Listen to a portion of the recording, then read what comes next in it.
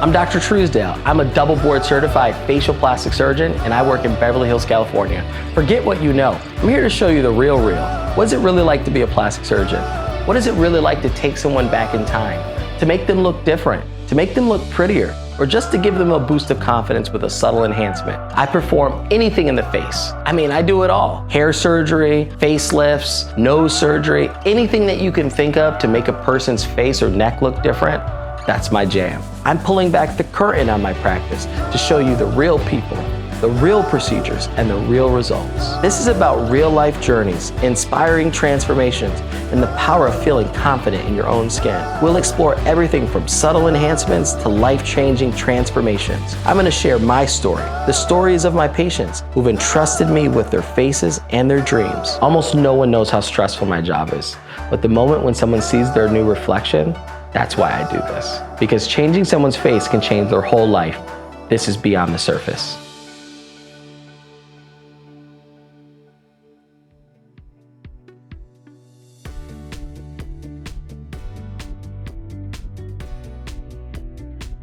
I think about family all the time, whether I'm at home or I'm in the office, and I try to build a community of family here with all the people who work for me.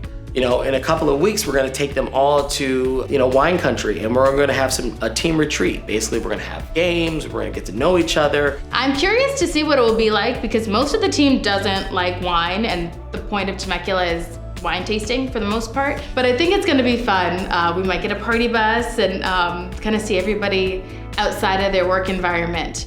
I wanna know what makes them tick, because the more that they feel heard, understood, and supported, the better the practice is gonna do. Everything just is better when you can work as a team, as a unit, and it's a glue, and that glue is care and love.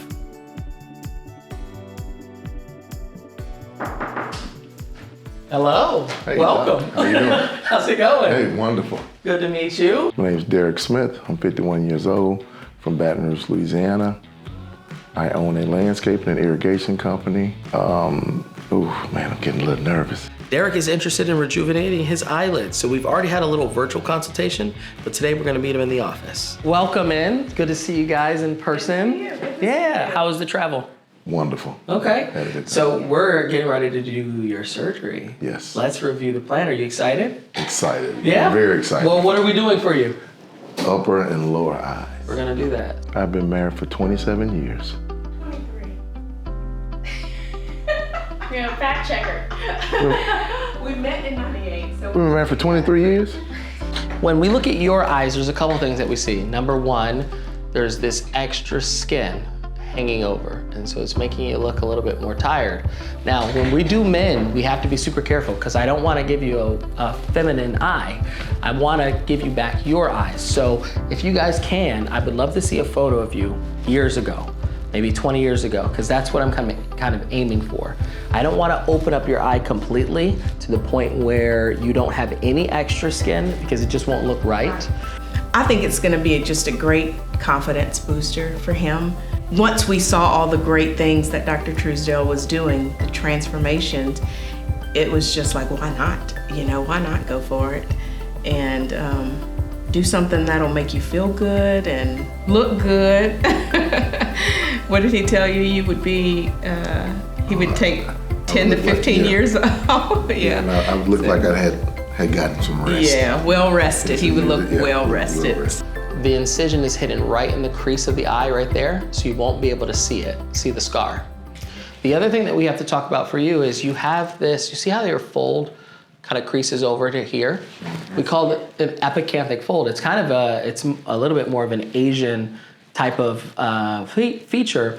That will be preserved. I will try to not change that unless you want to change that, but. I think you should keep that. Keep You're it. right, because if that goes away, I've always noticed that. Yeah. And if that goes away, I think that It might not will look like the change. same person. Yeah, right. So we'll do that. And then your lower eyes, we're gonna make you look like you had a good night's sleep. So right now there's this puffiness. As we've spoke about before, there's little balls of fat here that are pooching forward. And then there's this hollow that's created. So it's creating a shadow and a bag. So with that surgery, I'm gonna work on the inside of your eye. Basically no scars that you can see. and move that bag of fat down into the crease, okay? Now, Doc, let me ask you about this. Yeah. When I smile, see? What about all that? Yeah, let's talk about it. So there's two things going on. Number one, there's the muscle that's squeezing and basically bunching up the skin. There is no way to stop that from happening outside of doing things like Botox or neurotoxin. Okay. But that's for those lines, the crow's feet. Smile again for me. The other aspect is there's a little bit of crepiness to the skin, a little bit of extra skin that's there. If we want to go gung-ho, then what we need to do is actually pinch away some of that skin with a skin pinch. So relax your face for me. The only addition would be that we make a little incision hidden just underneath this lash line here. And then I basically tighten up the skin like this. Now, Doc, let me show you what I noticed in tapestry. You can look and see what I'm... Under here and under here, two different effects, right? Watch this. See? Yep, you got a couple things going on. You got the bag of fat and you got the skin. So if we're gonna go for the gusto, let me just modify my plan a little bit and remove a little bit of that skin. So we had the consultation with Derrick, and when I looked at him in person, and this sometimes happens when you have Zoom visits, you can't get everything, right? Like you don't see all the detail, the nuance of the person's anatomy. When I met him in person, it was very clear we need to do a little bit of a brow lift. So for him, we're gonna do a lower eyelid surgery, a lower blepharoplasty, upper blepharoplasty, and brow lift. His entire eyes, upper third, is going to be rejuvenated. If I just do his lower eyelids by themselves, his upper eyelids won't look rejuvenated. If I just do the upper blepharoplasty, not the brow lift, one, his brows will fall a little bit more and it will make that skin above the crease of the eye look like I didn't do anything. Also, if I try to remove so much skin that all that hooding goes away, his eye will look feminized. And Derrick is not about that. Derrick wants a natural result. He's actually told me he's seen other guys back home who had their eyelids done and now they all kind of look a little feminine. So we're not going to do that for him. We are going to do the right thing, which is a brow lift, upper blepharoplasty, and lower blepharoplasty. So, you know, you're gonna send me the photo of what you used to look like, because I wanna determine how much of what's going on with your heavy eye is related to your brow or the extra skin. Now, in reality, if you were a woman and you're like, listen, take me back 30 years, I would do a brow lift and remove the skin. But in your case, we wanna leave a little bit of fullness to your eye, likely, but some of that fullness can be left if I don't do a brow lift, but if in your photo, your brows were significantly higher, then what I would do is I would brow lift you and not do an eyelid surgery. So this is one of those things, there's a play action. I know you're talking about playing ball. It's a play action call we're gonna have to make to make the best decision for you. So a little bit of creativity. The team has been working their butts off over the last few months, from answering thousands of leads, transitioning, opening up a second office, getting busy with the hair transplant clinic, dealing with all these patients. And so I really wanted to reward them and all of us to come together as a collective to learn more about each other and really just blow off some steam. So Juliana and I had the idea, let's go to wine country. We actually really care about them and are as close as family, or even closer than family. And so being able to just enjoy each other, not be thinking about work, not be talking about work, give people a new experience, and build some memories as a team. So I'm excited. We'll see you know, how much people get off work mode. The sleeping arrangements were pretty funny. We were pretty spread out. All of us kind of kept moving from place to place and room to room, just talking to everybody. We were sharing bathrooms. There was one bathroom that had great lighting that everybody kept doing their makeup in. We went to different wineries, we went horseback riding. Everyone really connected and it was great. So now the team that was already close is closer.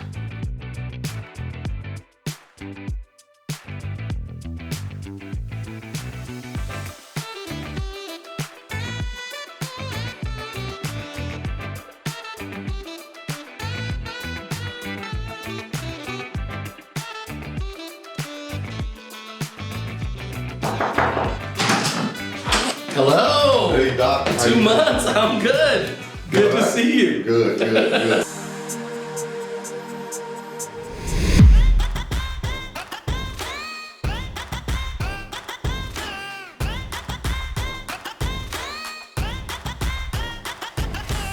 that's about 30 years off me. I don't know if it was 30, maybe 15. I'll give myself 15.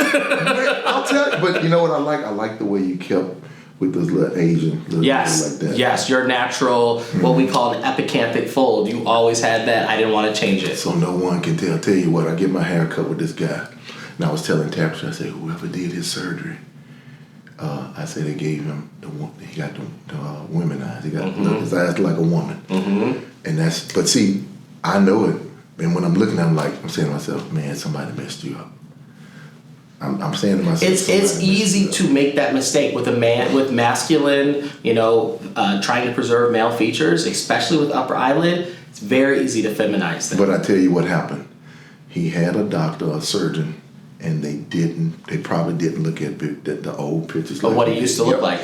You have to take your time. You have to do the research. You need to know what someone would look like. And if you don't, that's what happens. Yeah. And then, there's a restaurant I was telling you that we go to, and I can tell what that surgeon did everybody else, because everyone looks the same. Like they're all related. They got the women. He got women eyes. The other people got women. Everybody that walking, I'm saying the same eyes. I'm saying to myself, I know who did your surgery, because they didn't take the time. They didn't do the homework. They didn't. They didn't pay attention to detail. And that's what the details matter. The details matter. I'm super happy for you. Oh man, I'm excited. Yeah. And you showing me those pictures? Oh yeah. I'm for sure. I'm sending them to you. When I get back, you know what I'm doing. Here's your paper. I'll take it. I'll take it. Send them all to me. I'll fix them. I'm feeling great. Everything's wonderful. I'm excited that everything went great. I'm looking good. I'm looking refreshed. Everything came out the way I wanted it to come out. I've been getting a lot of compliments from people, family, friends, telling everybody about my process, what happened. The process was phenomenal. I mean, I came in, you guys were great. The healing process was magnificent. I mean, didn't have any problems. With the healing process. I healed well, I healed fast. Let me tell you, when I used to wake up in the morning, that's what I would see, and I would be just so frustrated, because no matter what I would put on, I just couldn't. Yeah, you can't conceal a bag. You can't conceal a bag. Look at that. Oh my goodness. Whoa. That's serious. Nice. Yeah. Well, thank you for trusting me, honestly. It's a big deal to fly all the way across the country, meet a guy you saw on Instagram. I'm telling you, when Tapestry showed, I was buying that little laser, that little stuff you put in. Tapestry said, don't do that. And when she showed me, it's like, whoa, wait a minute. I never thought about it. There's an option. Never thought about having I never knew it. I said, book me. I said, I'm going to see him. That's what I'm going to do. We're going to take care of this. Nice. I'm telling you, man, God, that's those pictures. Ooh. And believe it or not, it's going to get better, because you're still, you're 2 months? Mm-hmm. There's still a little bit of swelling. Things are still settling. I mean, the scar, even right now, if I was your barber, I wouldn't be able to find those scars. I had to tell him. Well, I didn't tell him, because we had a bunch of people there, and I said, man, just go a little careful up there. But I'm sure a lot of people are looking. Yeah. And they probably want to ask. They won't know, though. They won't know what they're looking for. Because you kept my eyes. They won't know what they're looking for. So they don't know if I lost weight. They don't know really what happened. Exactly. It's something, because you can look at someone and say, man, something don't look. Like he got a new mattress. Yeah. He's sleeping a little bit better. He's getting some rest. Yeah. Wow. That's the best. That's honestly, you saying that is exactly what I want to hear. Men can have plastic surgery. Everyone wants to look good. Even though when you think of plastic surgery, you're not thinking about a man doing it. We want to look good too. And so probably more men have plastic surgery than you think, but there are special nuances when doing male plastic surgery. You really want to make sure that the motivations are good. You want to make sure that the anatomy is addressed, and a lot of times it's a little bit more tricky. So men are more likely to have a hematoma when I do a facelift. But also, it's very important not to overly feminize them unless they want that. But a lot of times, you have to preserve that anatomy, and the anatomy is different. The structure is different. You have to respect those changes. But if you do it, you achieve it, and they look amazing, they love you. Just like women do. It has changed drastically because now when I see customers, clients, I know that they're not looking at my eyes, under my eyes, the bags that were under my eyes, the puffiness. And so it makes you feel, I feel great. You know, now I have the confidence is up. I don't mind walking into a room. I don't mind, if you're looking in my face, I don't mind that anymore. You know, I know exactly what you're not looking at. I know what you're looking at is saying, wow, I mean, how does this guy stand so young? I mean, what's the secret? I know what they're saying when they're looking at me. I can read the eyes. Every morning I wake up, I'm looking at myself in the mirror, and I don't have those bags under my eyes. I can feel it. I can see it. I feel like I look like I'm 35. You know, I'm seeing it. I can see the difference. And I mean, I tell you, my wife tells me every day, she says, you look fantastic. She tells me that every day. She says, you look fantastic. On the next episode of Beyond the Surface, today's patients are Sonia and Jose. We got closer together in high school, so we're high school sweethearts. We're so used to each other, and we pretty much grew up together. We met when we were so little, so it feels natural.